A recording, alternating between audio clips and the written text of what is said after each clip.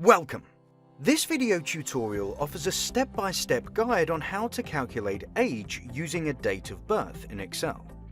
You'll be able to find out the exact number of years that passed from a date of birth until now. It's easier than you might think. Let's take a look.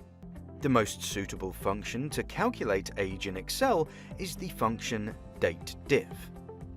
Before you use the function, make sure the data table is formatted properly.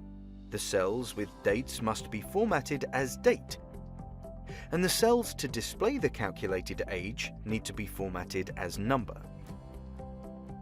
Select the cell to display the result, enter the equal sign, and right after, type in DATEDIF.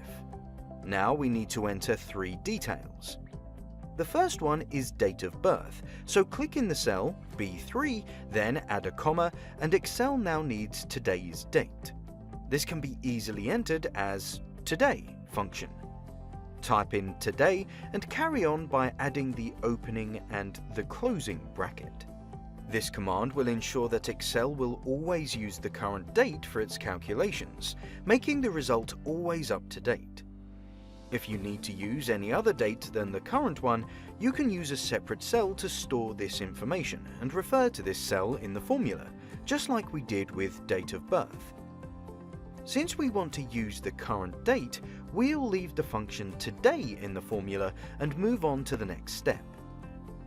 Add another comma and carry on typing Y in quotation marks for years to find out the exact number of the completed years that passed between the date of birth and today's date.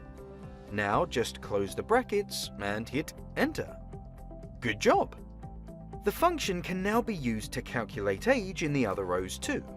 Simply copy the formula from the first cell by dragging down the bottom left corner of that cell. And that's all it takes. Each row now contains the calculated age as the number of completed years that passed between the date of birth